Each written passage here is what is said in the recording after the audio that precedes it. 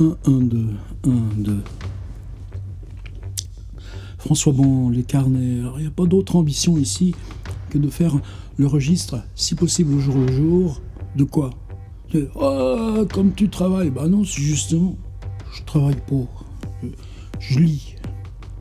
Je suis bien, je lis, j'écris. Oui, j'écris là. Et forcément, ce que je choisis pas, c'est de quoi tu vas parler. Bah, tu choisis pas parce que quoi? Bah, tu parles de ce que tu es en train de faire, de ce que tu fais là, dans ton retrait. Ouais, je l'assume.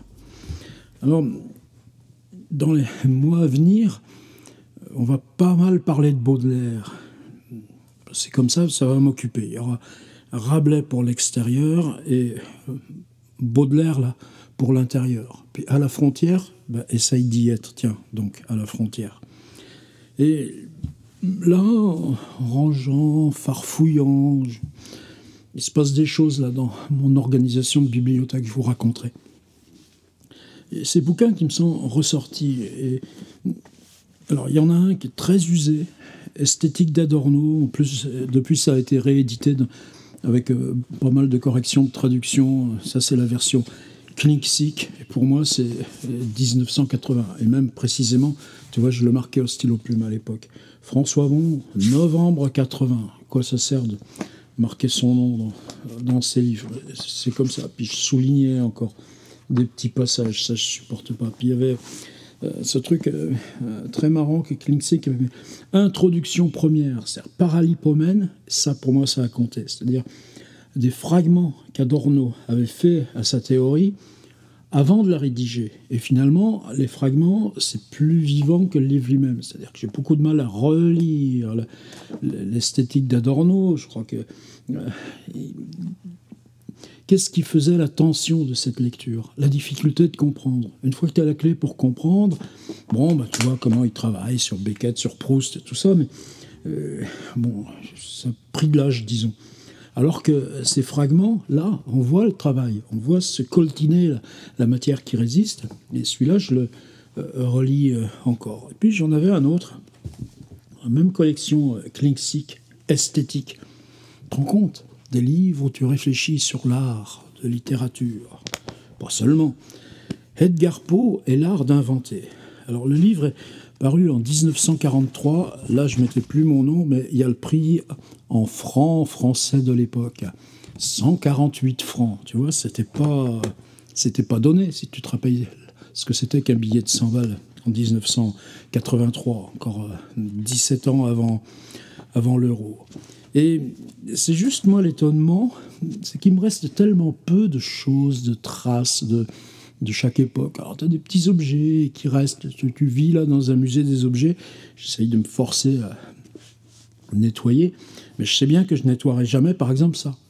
C'est-à-dire, à quoi sert un livre que tu ne relis pas, mais que tu gardes en fonction de ce qu'il représente? Alors, qu'est-ce qu'il représente? D'abord, Edgar Poe. Moi, Edgar Poe, c'est une révélation. Le scarabée d'or trouvé dans l'armoire à porte vitrée du grand-père maternel. Quoi. Ben, j'avais 10 ou 11 ans, et puis tout d'un coup, tu bascules. Quoi?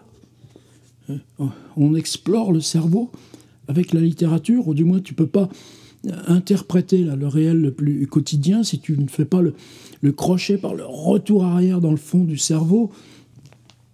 Et je n'ai plus cessé de lire Edgar Poe. C'est-à-dire qu'il y a eu je pense pas que dans l'armoire là, du grand-père maternel, il y avait autre chose que le scarabée d'or. D'ailleurs, récemment, je me suis racheté d'occasion dans une édition de l'époque, grand format. Je vous la montre pas parce que dans les temps où Vauque et tout ça, là, la figure du nègre et tout ça, c'est pas... Tiens, tombe en botte maintenant.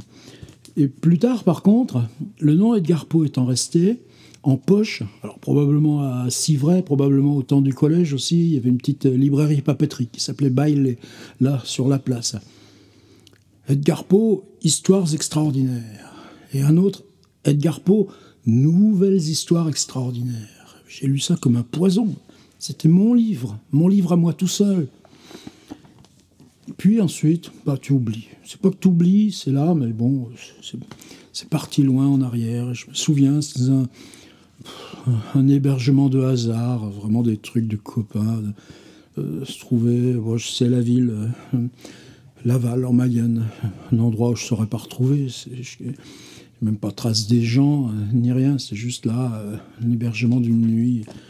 C'est pas moi qui connaissais d'ailleurs les gens.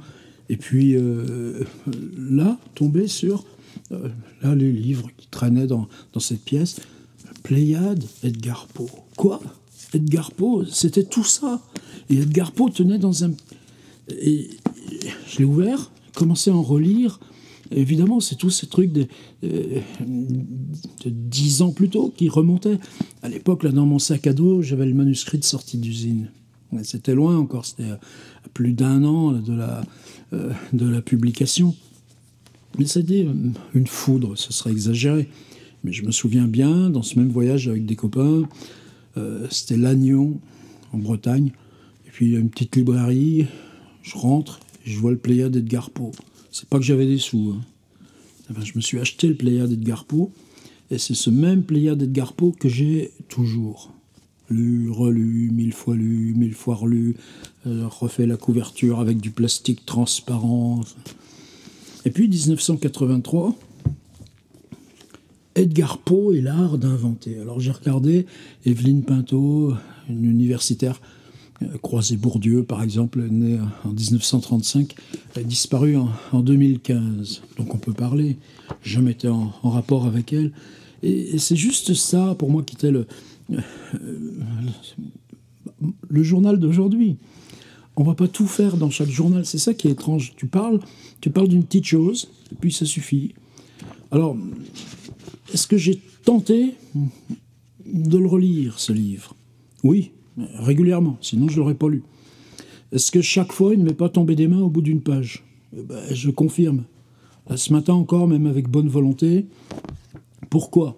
Parce que je pense une tentative un peu trop verticale d'appliquer les principes de la psychanalyse. C'est passionnant la psychanalyse, ça c'est sûr.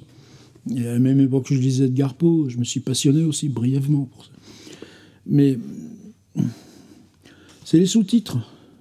Littérature au pluriel, sombre récit, virgule, le conteur plus sombre encore. Et ça, moi, je suis preneur.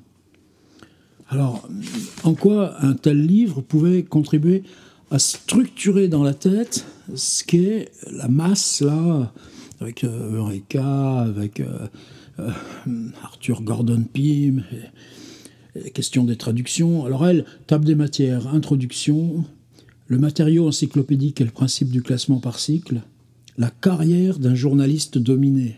Et ça, depuis, moi, là, j'ai retravaillé là-dessus. C'est ce premier texte d'Edgar Poe, il invente un voyage en ballon au-dessus de l'Atlantique. Parce qu'il publie dans la presse quotidienne, et que ou hebdomadaire, mais enfin, en tout cas, ce qu'on lit dans la presse a valeur de vérité. C'est des reportages. Sauf que là, la forme du reportage sert à inventer ce qui n'a pas été fait à la traversée de l'Atlantique en ballon. Et ça y est, Poe est lancé parce qu'il se base sur l'illusion d'une reconnaissance de la forme du texte pour installer ce qui n'a pas d'autre principe d'existence que celle du texte. La figuration irréfléchie du mot-clé. Là, c'est tous les messages cryptés dans un manuscrit trouvé dans une bouteille. Vision mélancolique et alphabet labyrinthique. Arthur Gordon Pym. Un premier indice de vérification, la preuve immanente au texte ou la clé du cryptogramme. Scarabée d'or. Du sublime océanique au salut par la science. Descente dans le maelstrom. Et descendre dans le maelstrom, moi je le relis à l'infini. La rhétorique de la mort romantique, une hypothèse sur les origines psychosociales d'un mode littéraire. Alors c'est là que moi j'arrive plus à lire. Le choléra métamorphosé en peste, donc le roi peste, la fable d'ombre, la jeune femme et la mort, Bérénice Morella, thèmes et variations romantiques, les paroxysmes du veuf de Ligéa, un chapitre évidemment sur la chute de la maison Usher. Elle a pas d'autre titre que La chute de la maison Usher. Metzengerstein, un effort inachevé de sociologie urbaine. L'homme des foules, le crochet de l'homme des foules par le quartier de la pauvreté et du crime. Et là, je pense qu'elle se gourre. Là, mais elle n'avait pas accès à Walter Benjamin, par exemple. Or, l'homme des foules, si tu le lis par la ville et non par la sociologie, ben, tout d'un coup, ça change tout, quoi. Et c'est là où c'est la rançon pour ces gens universitaires. C'est que ben, ça peut vieillir vite. Principes uniques de l'univers, l'attraction et la répulsion, première supposition absolue. Donc là, c'est sur Eureka. Qu'est-ce qui m'empêche de relire ce livre? Alors, je vous dis partout, Freud. Très bien.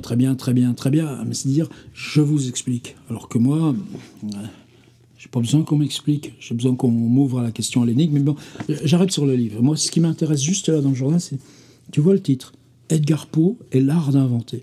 Et que ce bouquin, je l'ai gardé, bah là, ça fait 40 ans que je l'ai, alors même que je ne le relis pas, et que je l'ai trimballé partout, et que je ne saurais pas m'en débarrasser.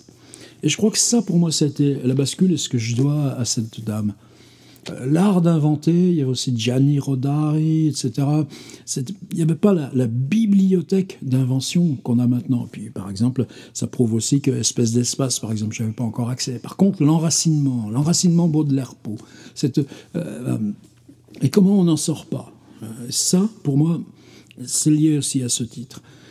Tout d'un coup, tu déplaces la question de la littérature, non pas sur ce que tu écris, le récit, l'histoire, mais comment ça s'invente. Et tout d'un coup, ce titre-là, et puis tu as tout qui s'écroule, mais tout s'écroule pour laisser la place à du neuf. C'est-à-dire, tu lis Proust, là, en même temps, Proust est l'art d'inventer.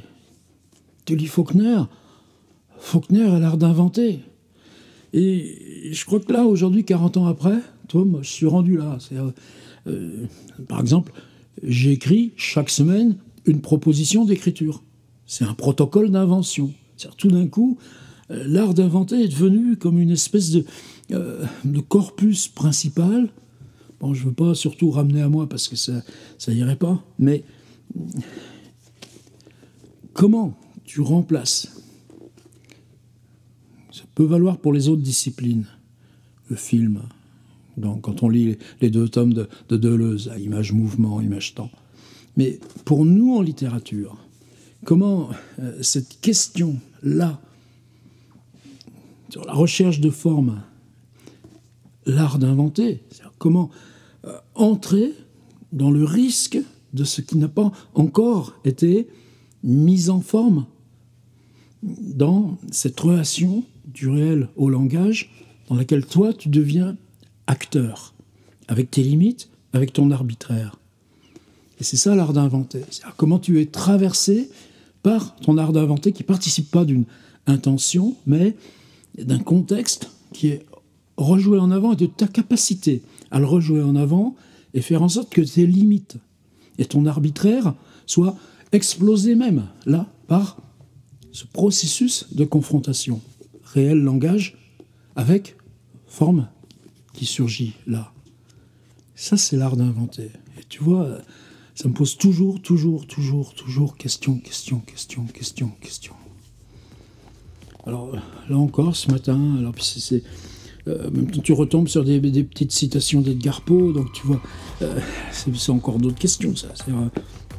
Comment, par rapport à une masse, une citation de 3 lignes te permet de lire dans l'éclatement, la fragmentation, la poétique, là, juste, de la phrase ou du paragraphe, et qu'à ce moment-là, tu le comprends autrement. Même alors que tu viens d'être privé par l'éclatement, justement, de la possibilité de le resynthétiser en œuvre complète. Voilà, c'était le journal d'aujourd'hui. Merci.